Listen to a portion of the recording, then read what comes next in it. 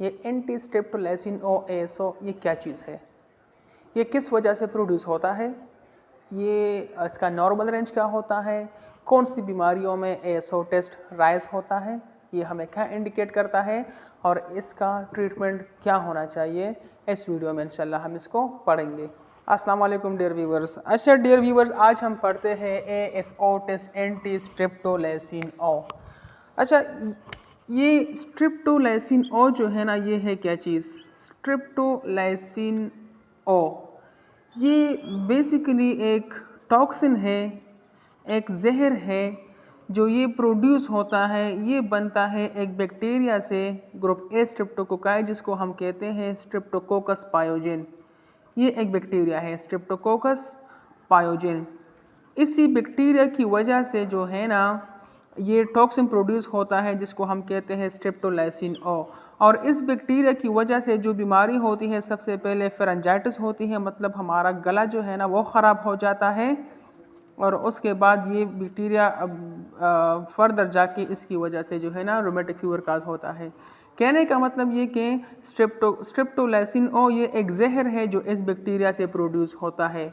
जब भी ये जहर बॉडी में फैल जाता है तो इसके ख़िलाफ़ हमारे ब्लड के अंदर एंटीबॉडीज़ होते हैं जो वो आते हैं और वो इस स्ट्रेप्टोलाइसिन ओ के साथ अटैच होते हैं, इसको ख़त्म करने की कोशिश करते हैं।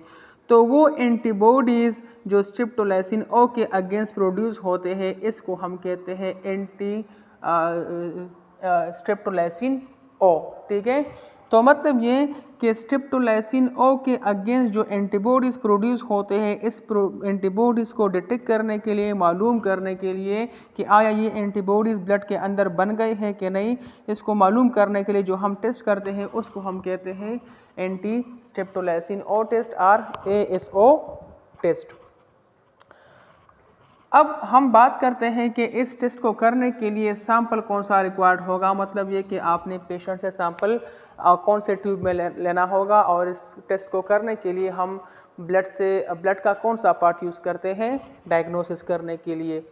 तो सबसे पहले जो है ना, डॉक्टर पेशेंट को कहता है कि आपने 6 आवर्स फास्टिंग करनी होगी। मतलब ये कि 6 घंटों के लिए आपने पेशेंट को कुछ भी नहीं खिलाना होगा। ठीक है, वो भूख की हालत में आएगा और आपने उससे भूख की हालत में ब्लड सैंपल लेना होगा और इसे अपने टेस्ट करना होगा।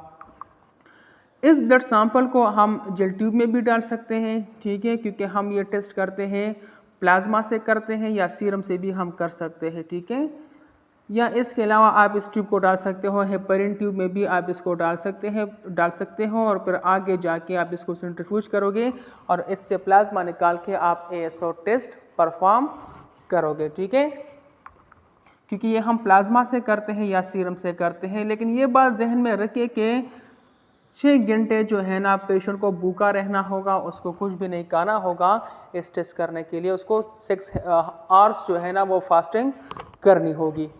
अब जब भी हम ये टेस्ट करते हैं तो इसका नॉर्मल रेंज जो आता है वो एज पे डिपेंड करता है। अगर 5 ईयर से मतलब बच्चा है वो 5 साल से कम है तो इसका नॉर्मल रेंज होता है 100 IU पर ml। ठीक है, 100 इंटरनेशनल यूनिट पर ml इसका नॉर्मल रेंज होता है उन बच्चों में जिसकी एज जो है वो 5 साल से कम हो।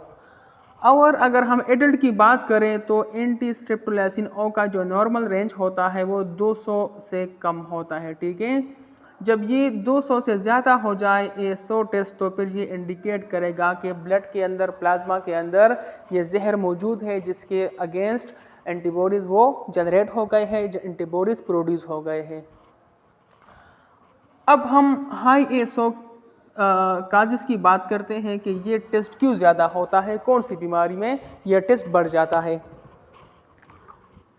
हाई ASO जब भी आता है तो ये एक हो सकता है रूमेटिक फीवर में, रूमेटिक फीवर जिसको कुछ लोग कहते हैं हड्डियों का बुखार। ठीक है, तो एक ये रूमेटिक फीवर में बढ़ जाता है। रूमेटिक फीवर जब भी ये बुखार किसी बंदे को हो जाती है तो इसको जो है ना कुछ अलामात होंगे, उस अलामात में से उसको चेस्ट पेन होता है। ठीक है, सीने में दर्द होता है, उसको जॉइंट्स पेन होता है, उसके जितने भी जोड़े होते हैं हड्डियों के अंदर भी उसको दर्द महसूस होता है। इसके अलावा इस पेशेंट को जो है ना मसल्स पेन भी होता है, ठीक है, उसके मसल्स में भी दर्द होता है। साथ में इसके अलावा इस पेशेंट को बुखार भी होता है और इसके अलावा स्किन के ऊपर रेशेस भी आता है, मतलब स्किन के ऊपर जो है ना वो ख़ारिश वगैरह रेशेस वगैरह भी आ जाती हैं रूमेटिक फ़ीवर में, ठीक है, जिसको हम हड्डियों की बुखार कहते हैं। इसके अलावा ये टेस्ट दूसरा कंडीशन इसमें भी राइज होता है एंडोकार्डाइटिस, मतलब ये अगर किसी बंदे को, किसी बच्चे को या किसी बड़े को हार्ट के अंदर कोई सोजिश है, कोई इन्फ्लेमेशन है, तो इस कंडीशन में भी ये बढ़ जाता है, ठीक है, क्योंकि एंडोकार्डियम हार्ट का एक लेयर है। इसके अलावा हाई एसओ जब आ जाता है तो ग्लोमेरुलोनेफ्राइटिस, मतलब ये कि अगर किसी पेशेंट को किडनी में कोई मसला है, गुर्दों में कोई मसला है, गुर्दों में कोई सोजिश है, तो इसकी वजह से भी ये एसओ राइज होता है, ठीक है। और इसको ट्रीट करने के लिए मतलब इसका जो इलाज होता है वो डॉक्टर देता है, ठीक है, इसमें जो है ना वो मेडिसिन देता है, इंजेक्शन लगा देता है, लेकिन उसकी हम बात नहीं करेंगे। हमने यहाँ पर पढ़ा एसओ टेस्ट के बारे में, सैंपल रिक्वायर्ड, जो मतलब आपको जानना चाहिए था। बाकी ट्रीटमेंट इसका डॉक्टरों को करना चाहिए क्योंकि वो इसमें इंजेक्शन देता है, एंटीबायोटिक्स देता है, हाई डोज एंटीबायोटिक देता है, ठीक है, जो 6 लेक्स यूनिट्स या 12 लेक्स यूनिट्स वो देता है, लेकिन हम वो यहाँ पर नहीं पढ़ेंगे। तो ये शॉर्ट सा डिस्क्रिप्शन था एसओ टेस्ट के बारे में। उम्मीद है कि आपने इससे कुछ ना कुछ सीखा होगा।